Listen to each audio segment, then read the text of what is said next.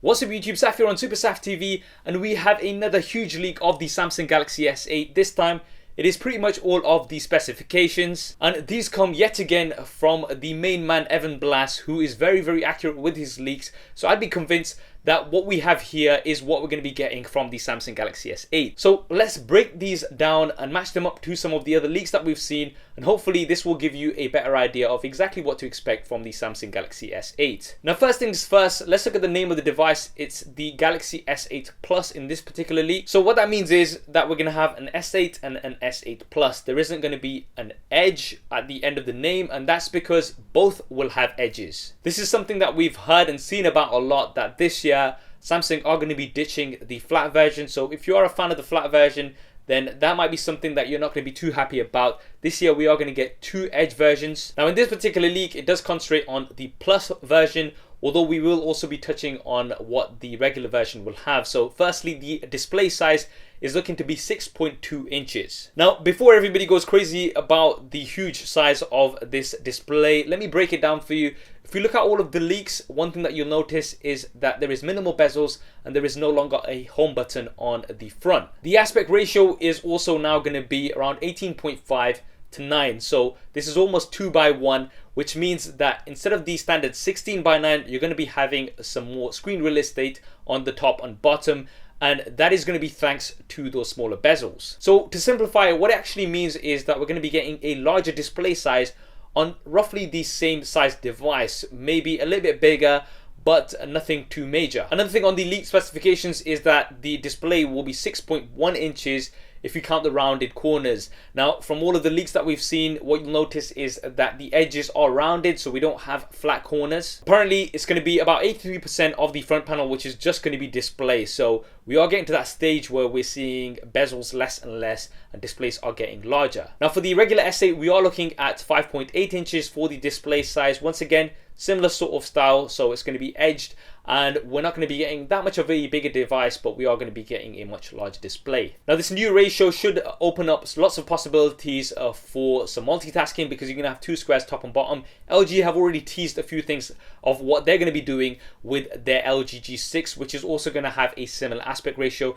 and this does seem like the aspect ratio going forward for lots of other devices. Resolution wise, on the leak specifications, we've got Quad HD Plus. Now this Plus basically goes towards the pixels that you're going to be getting on the top and bottom. So you're going to be looking at roughly 2880 by 1440 rather than what we had previously, which was 2560 by 1440. Super AMOLED goes without saying. This is something that Samsung have been using for some time, and I'd say it's the best display technology on the mobile market. 12 megapixel dual pixel main camera. So what does this mean?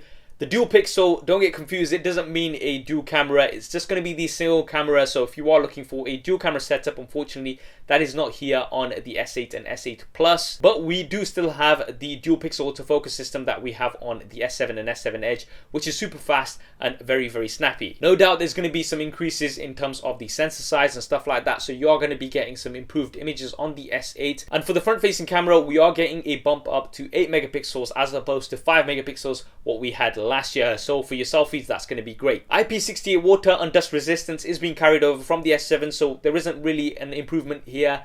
And we also have very similar build materials, so we're looking at a metal frame with glass panels on the front and back. Now if you don't like the glass look and the fingerprints, then you can definitely go ahead and pick up a skin from Dbrand, our sponsor for this video, and they'll have lots of skins for the S8 like we have here on the S7. I'll be leaving a link to them in the description below if you want to go ahead and check them out. The next thing on this leak is an iris scanner. So this looks like it's going to be carried over from the Note 7. It worked pretty well in my opinion, and this also then confirms that we're going to be getting the fingerprint scanner on the back. I know when we saw the initial leak, everybody was like, no, Samsung wouldn't do this, we're not going to be getting the fingerprint scanner on the back, but literally every leak since then has had the fingerprint scanner on the back, and unfortunately it looks like that is where the fingerprint scanner is going to be. Now I have said this before, it feels like it's a bit of an awkward position to have the fingerprint scanner next to the camera. I would have preferred if it was more towards the middle like it is with many other devices, but it looks like Samsung have gone for this choice, and maybe it'll encourage people to use the iris scanner a little bit more. 64 gigabytes of storage, expandable with a micro SD card. So this is great because we are going to be getting an expansion on that base storage, which was 32 gigabytes on the S7s last year. Samsung did have 64 gigabytes for the Note 7, so it makes sense that they are now giving more storage with their devices, but you can always expand that, and the memory card is also being carried over from the S7, which is great news. 4 gigabytes of RAM, so this looks like it will be official. I know lots of people were hoping for a bit more, maybe 6. Some rumors were also going as far as saying we're going to be getting 8 gigabytes, but from these official specs, we are just going to be getting the 4 gigabytes. And on this specification sheet, there are no details about the processor, but that is rumored to be the Snapdragon 835 as well as an Exynos version. And that's going to be 11% faster compared to the S7, 23% faster in terms of the graphics, and also 20% more energy efficient. We also have some default things on this leak, such as Samsung Pay, wireless charging, as well as the Android operating system. So it is going to come with Nougat out the box.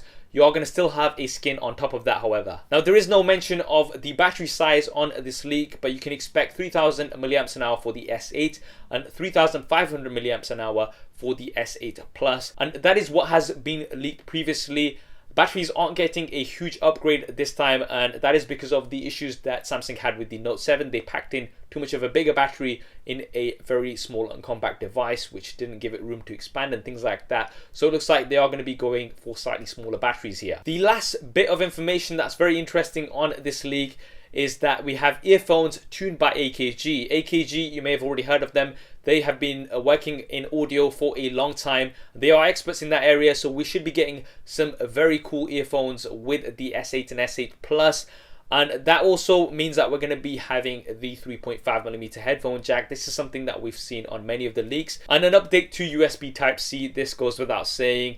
This is something that they had on the Note 7, and it's about time that they upgraded the Galaxy line too. In terms of the speakers, from the leaks we only see one bottom firing speaker, so it may be whether they use the earpiece as well as the bottom, or we might just have the single bottom facing speaker. If that is the case, then it's not so great, because the S7 and S7 Edge aren't too great in the speaker department, especially when you put them against a lot of the other competition. So that's all of the information that we've got from this particular leak and some of the other leaks out there. In terms of when you can officially hear about the S8 and S8 Plus, 29th of March is looking like the date when they're going to have the Unpacked event, and then the devices will be available from the 21st of April. Now, there is a small possibility that we're going to be seeing a teaser of the S8 and S8 Plus at MWC. So the 26th of Feb, when Samsung have their tablet event, they're going to have a 1-minute teaser of the S8 and S8 Plus. Apparently, that's what's being rumored. We are going to be finding out about that very, very soon. So that's pretty much everything that we know about the S8 and S8 Plus. I don't think there's really much else left now to know. What do you think based on these leaks? Are you impressed with the S8 or are you not? Drop me a comment below and let me know your thoughts. I hope you enjoyed this video and found it useful. If you did, then please do hit that thumbs up button for me. It really does help me out. And if you haven't already, then be sure to subscribe. There's lots more Samsung Galaxy S8 content coming up, as well as lots of other tech. Thanks for watching. This is Saf on SuperSaf TV, and I'll see you next time. 6 Edge, son of a...